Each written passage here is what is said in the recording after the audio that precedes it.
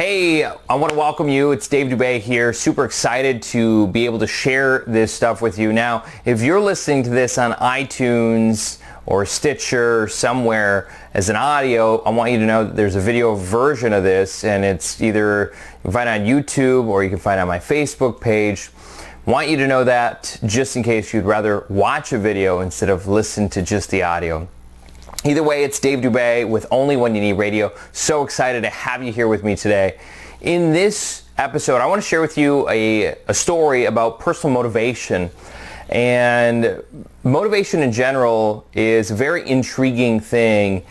And myself, over the course of years and earlier episodes, I teach this where I'm talking about we find perspective in life based upon our past experiences, and depending on whether you're positive or negative in your associations with things, your life evolves around those things, and essentially the character that you become and the person that you are, it revolves around those past events and how you relate to those past events.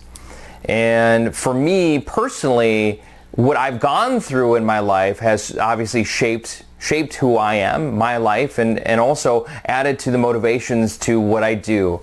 Some of you know this, and I'm sure it's very, very few of you. I also own a company called CutMedicalBills. You can find it at CutMedicalBills.com. Now, if you are from outside of the United States, you will not be able to access this website. I have blocked every country from accessing it other than the United States for several reasons. First off, we were originally when I was creating the website and putting our business together, we were getting hacked from countries all over the world. And I was like, well, this is just stupid. The only country that this is for America, for the United States of America. Why? Because, well, I'll get to that. Our medical system is pretty dang screwed up. And so I decided to call our host and make some things in the back end of it, so pretty much only the United States can access this.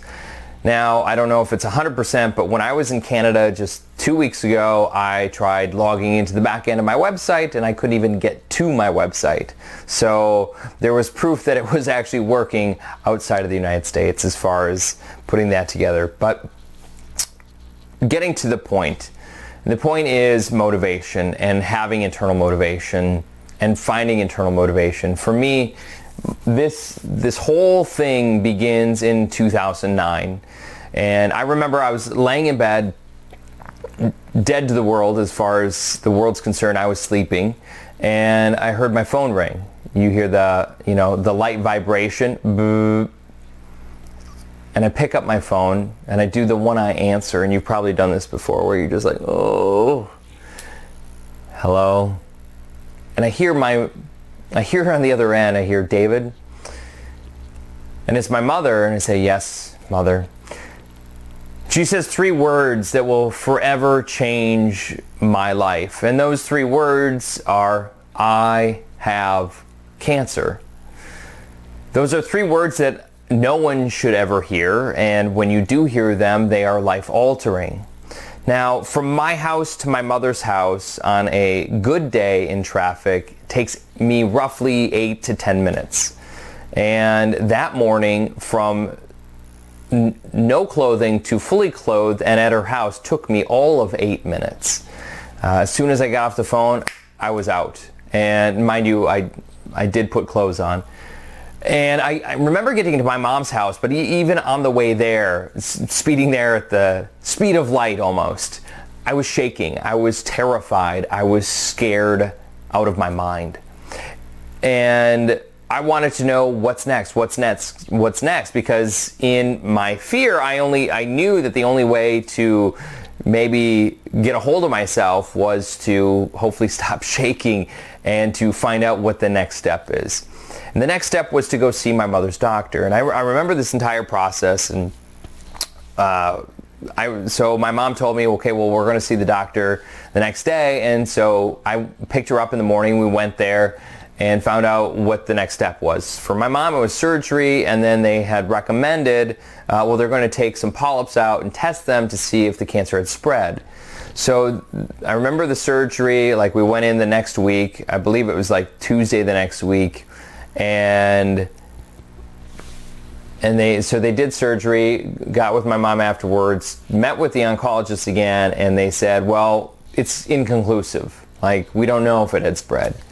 But they recommended chemotherapy, radiation, and then chemotherapy. In the beginning, this was in April of 2009. And I think it went into May then, because it was towards the middle to end of April. And in talking to the doctors and talking to my mom, I said, Mom, I think the best idea is we're coming into summer. Let's do chemo during summer and not finish with chemo when it's middle of winter, because that's when most people get sick and it's just not good. So she agreed, and so that's what we did. And those of you who don't know, I have an older sister, an older brother, and then it's myself. And my older sister, she's blind and autistic, and my mom was her caregiver. And as her caregiver, my mother would do like everything for our sister, or right, for my sister, my brother's sister, for her daughter. And my sister goes to work and then comes back and has a fixed schedule. My mom also has a fixed schedule with her work in order to, complement my sister's schedule as well.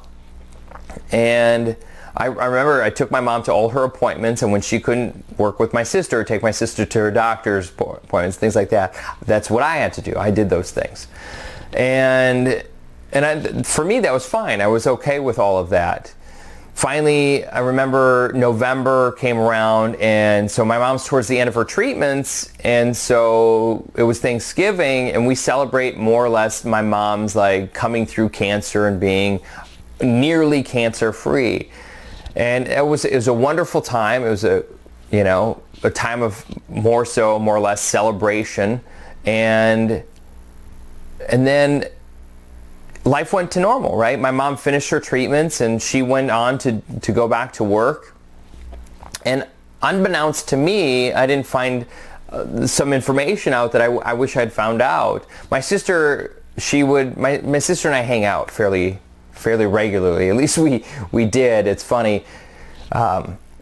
My sister had moved in with me not too long ago because our mother had passed away, and actually before my mom passed away, because my mom couldn't take care of her, my sister moved in. So obviously we're hanging out a lot, and then my sister asked to move into a home with people like herself, which our mother would never let her do. And since my sister had moved out, she's too busy to hang out with her brother. It's kind of funny. But I digress. Now back to the story. My sister, or rather my mother, went back to work, and life seemed fairly normal. And my sister would hang out with me, about once a month she would come hang out with me, sometimes twice a month. She would spend the night since I had extra spare bedrooms in my house, and we'd have a couple beers. My sister would talk to me. My sister's high functioning when it comes to autism. So if you're thinking like, oh, that's weird, my sister's pretty high functioning and can communicate fairly well. So my sister would tell me about all the issues that she was having with our mom, and it was kind of upsetting at the time. Like, I want my sister to have the life that she wants, but when our mother can't provide it, there's questions that come up, like why is this the case? Why is my sister so angry at my mother? And my sister acts out, right? She doesn't always take the high road when it comes to things. As someone who's autistic is used to schedules, and when my sister would ask for something and it wouldn't be done, or they wouldn't get to do it, and she never got an explanation for it, my sister would act out. And that was happening quite a bit. Now, the crazy part is it wasn't until fairly recently I figured out the whole reasoning for this. But in 2000, so 4 years later, so 2010, my mom was given that clean bill of health. And in 2010, 2014, my mom received a phone call, and my mom called me up and said, hey, the oncologist called me, and it's returned. the cancer's back.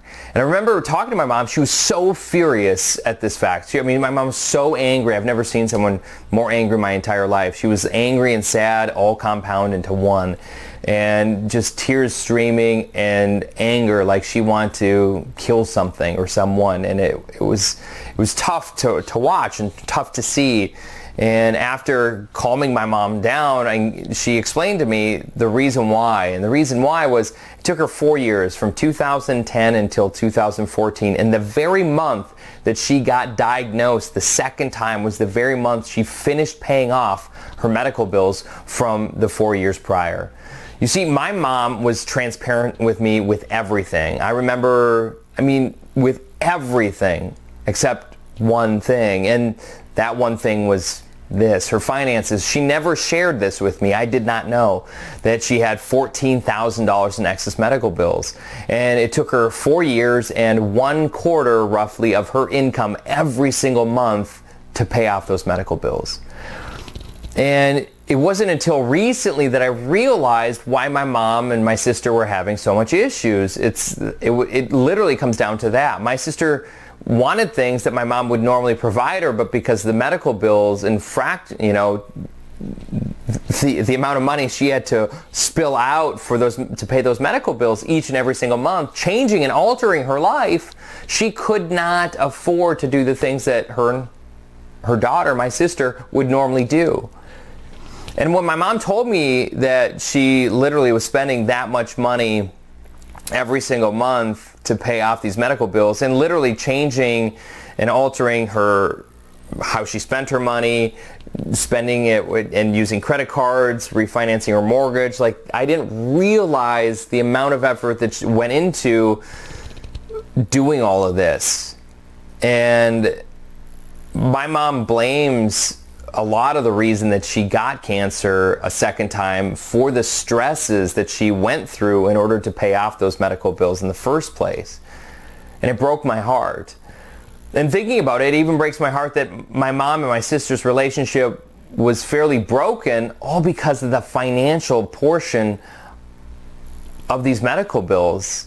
You see, if you're like my mother, when you feel obligated to something, you don't question it. Your obligation is to it, and you will make it happen. You will follow through, and that's what my mom did. The other part too is it's your doctor. Your doctor says, do this, right? Your life is dependent on your doctor. And as someone who's got it's life or death with cancer, you do what your doctor says, and you don't question it. But then later on, when a medical bill shows up, here I have a bunch of medical bills, when a medical bill shows up, you look at that and you're like, are you kidding me? This is insurance decided not to pay this? And it broke my heart. And I remember having that conversation with my mom and telling her, I said, this will never happen to you again. I will never allow this to happen to you again. And it was my mission then from that point forward, to negotiate her medical bills and to help her make sure she never had to deal with that. And that's how the business CutMedicalBills.com was started. And right now I'm actually in the process of relaunching Cut Medical Bills.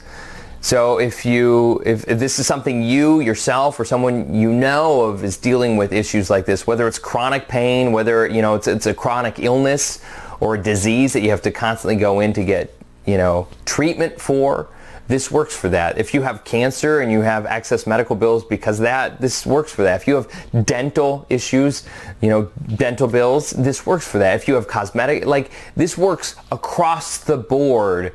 And I'm so happy and so proud to have been able to create something that enables people to negotiate their medical bills down and not to have to deal with my mom. $14,000, 1/4 of her income every single month for 4 years, and it screwed up her relationship with her daughter. I want you to think about that. Is it worth it? Is having that worth it? Is it worth it? Isn't life more valuable than that? To me it is. To me, life is so much more valuable than any bill that you would ever get in the mail. Money is something that, yes, it can be a great thing, but it can destroy lives. And I've seen it. It destroyed my mother's. I wanted my mother to focus on what was important. That's recovery, but she couldn't focus on recovery. You see, my mom had to focus on paying off these medical bills.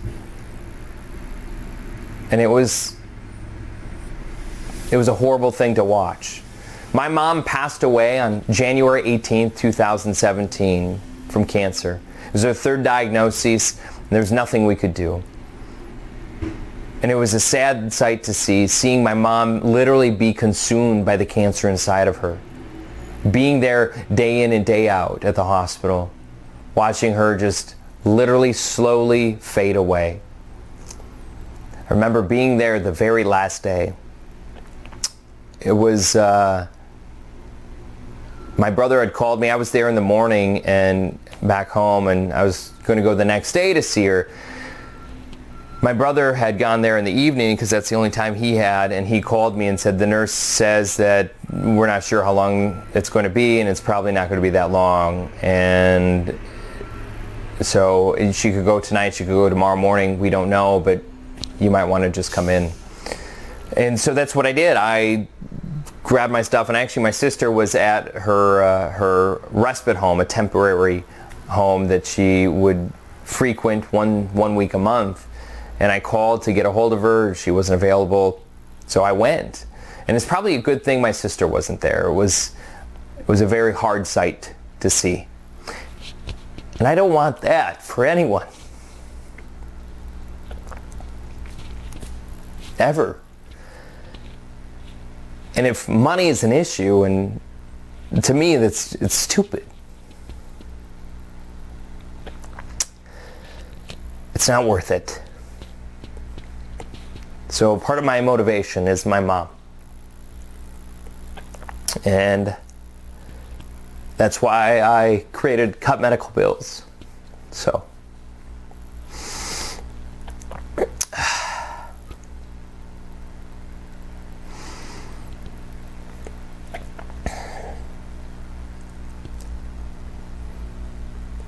Anyway, the purpose of this was to talk about my personal motivation, and that happens to be a large part of it, is what my mom went through. And seeing that and experiencing it and watching the toll it takes. And since starting, I've heard so many people talk about their experiences with medical bills and how absolutely ridiculous they are.